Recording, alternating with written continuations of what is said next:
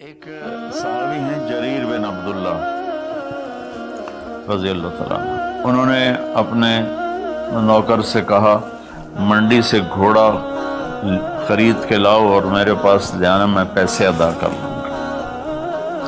تو وہ منڈی گیا اور 300 میں گھوڑا کی رقم طے کر کے لے کر آیا اور کہا حضرت 300 میں خریدا ہے، آپ پیمنٹ کر دیں۔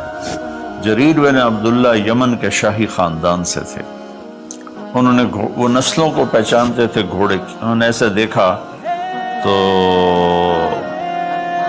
گھوڑا قیمتی تھا، مالک گھوڑے کو بھی پتہ نہیں تھا، لیکن کسی کو دھوکہ نہیں دینا، یہ میرے نبی کا فرمان ان کے اندر گونج رہا تھا۔ کہنے لگے میرے بھائی میں آپ کے گھوڑے کے 300 کر دوں؟ وہ بڑا حیران ہوا، کیونکہ خریدنے والا بھی قیمت بڑھاتا ہے۔ وہ تو کہتا جی 2-4 روپے اور گھٹ کرو، وہ کہتا جی ساڑھی اتنی خرید ہی کوئی نہیں، یہ روزانہ کا جھوٹ ہے۔ تو انہوں نے کہا جی کر دو، پھر کہا 400 کر دوں؟ کہا جی کر دو۔ تو 500 کر دوں؟ 600 کر دوں؟ وہ بیچارہ پریشان ہو گیا کہ لگتا ہے میرا مذاق ہو رہا ہے۔ جب انہوں نے کہا 800 کر دوں؟ کہنے لگا حضور میں تو 300 تو بھی راضی ہوں، تسی پتہ نہیں 500 کیڑی گل دا بتایا۔ میں نے جی منظور ہے، تسی 800 کر دو۔ تو آپ نے خادم سے فرمایا اس کو 800 دے دو اور گھوڑا باندھ دو۔ وہ تو پٹھیاں چھالاں ماردا نکلیا، لبے میرے تو کم بن گئے، سر کڑائی تے پنجے کے ہوئے چھے۔ تو جب وہ باہر نکلا تو ان کے خادم نے عرض کیا حضرت میں جب 300 طے کر کے آیا تھا اور اس نے خوشی سے قبول کیا تھا، تو 500 جناب نے کس خوشی میں بڑھائے ہیں؟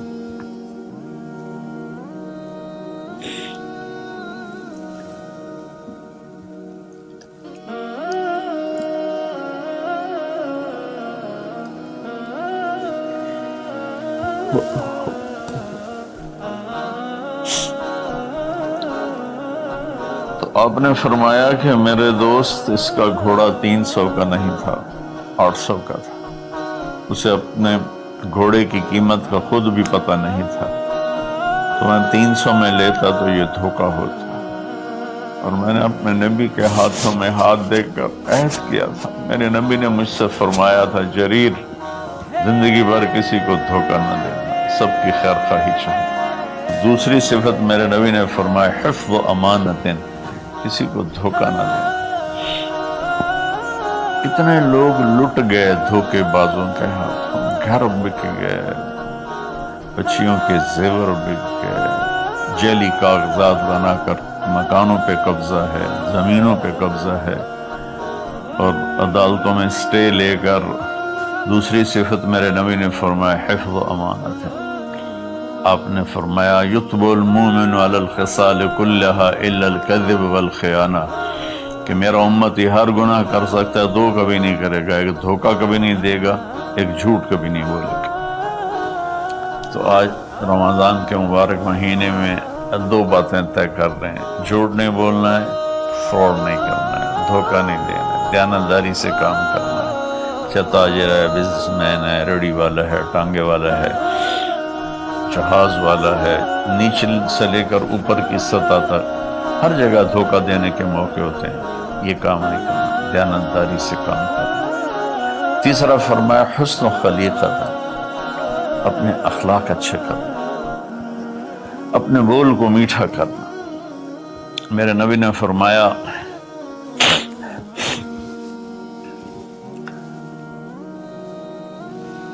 معاذ تمہیں اپنی شریعت کا خلاصہ بتاؤں؟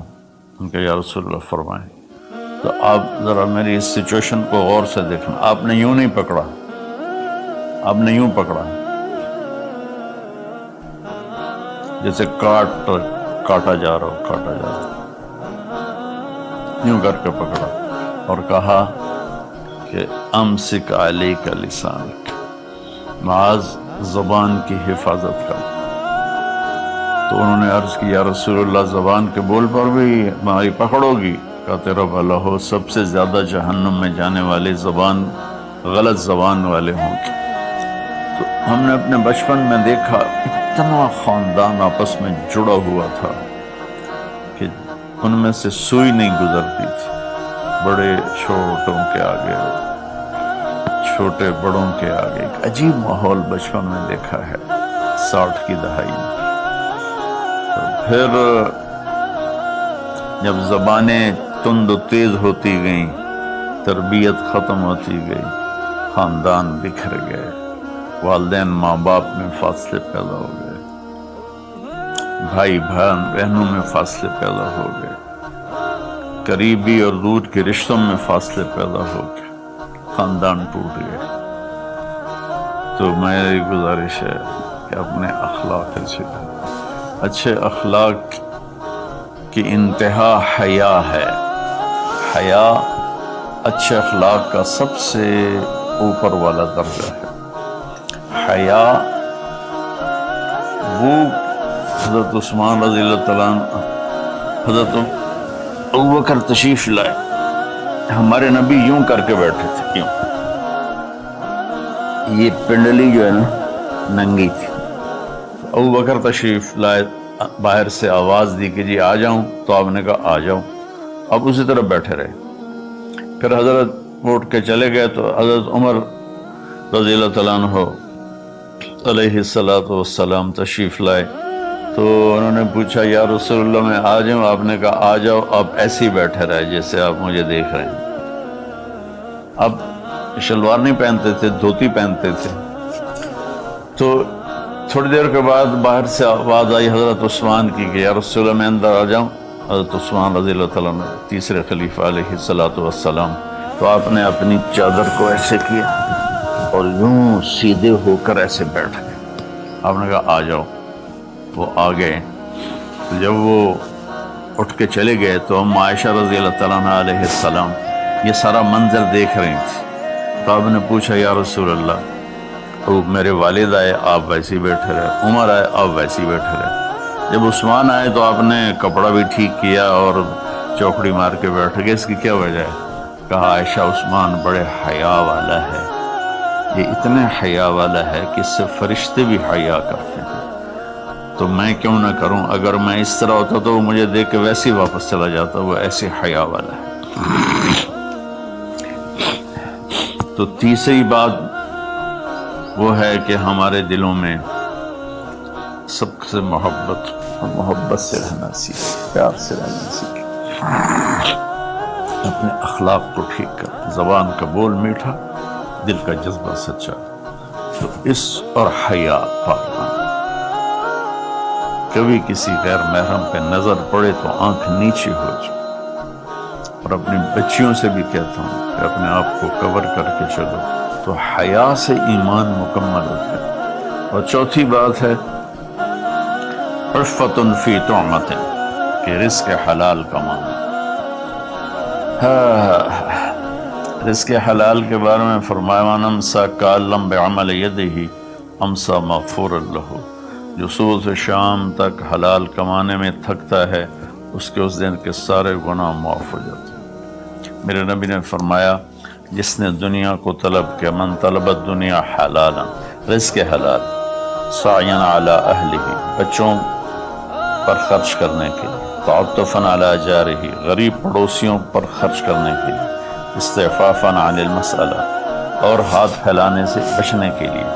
جو آدمی رزق حلال ان چار چیزوں کی وجہ سے کمائے گا، اللہ تعالیٰ قیامت کے دن اسے اس طرح اٹھائیں گے اور اللہ سے ایسی ملاقات ہوگی کہ اس کا چہرہ 14ویں کی رات کی طرح چمکتا ہوگا، صرف رزق حلال۔ کئی گناہ ایسے ہیں جو عبادت سے معاف نہیں ہوتے، وہ رزق حلال میں تھکنے سے معاف ہوتے۔ سعد بن معاذ بیٹھے ہوئے تھے ایسے کر کے آپ کی محفل میں، تو آپ کی نظر پڑی ان کے ہاتھوں پر، ہتھیلی پر، تو اس میں نشان تھے، مزدور کسی چلاتے ہیں تو نشان پڑ جاتے ہیں۔ تو آپ نے کہا سعد یہ کیا ہے؟ یا رسول اللہ مزدوری کرتا ہوں بچوں کے لیے اپنے باغ میں، تو وہ میرے ہاتھ سخت ہو گئے۔ تو آپ متوجہ تو ہوں گے انشاءاللہ۔ آپ نے ان کا ہاتھ پکڑا یہاں سے اور یہ دیکھیں ایسے بوسہ لیا، پھر کہا بچوں کو حلال کھلاتے ہوئے جو ہاتھ ایسا ہو جائے گا اس پہ جہنم کی آگ حرام۔ میرے نبی نے کہا سچا تاجر نبیوں کے ساتھ اٹھایا جائے، کیونکہ تجارت میں سچ بولنا روزانہ ذبح ہونا ہے، تاجر کے جھوٹ سچ کا امتحان ہے۔ باقی اپنی زندگی میں بھی بھائیو رزق حرام سے بچو، رزق حلال کماؤ۔ حلال تھوڑا بھی برکت والا ہے اور حرام زیادہ بھی تباہ کر دیتا ہے۔ اپنی بات کو میں خلاصہ کر کے، سچ بولنا ہے، صدق و حدیث، جھوٹ نہیں بولنا، حفظ و امانت، دیانتداری سے کام کرنا ہے، دھوکہ نہیں دینا، حسن و خلیقت، اچھے اخلاق بنانے، حیا والا بننا ہے، میٹھے بول والا بننا ہے، عفت فی طعمت، رزق حلال کھانا ہے۔ اس کے بعد آنکھیں بند، پھر موت ایسا ہے اللہ کے رب ہونے کی قسم، یہ مرد یا عورت، اس کے لیے موت سب سے بہترین تحفہ ہوگا، بہترین تحفہ جب یہ اللہ کی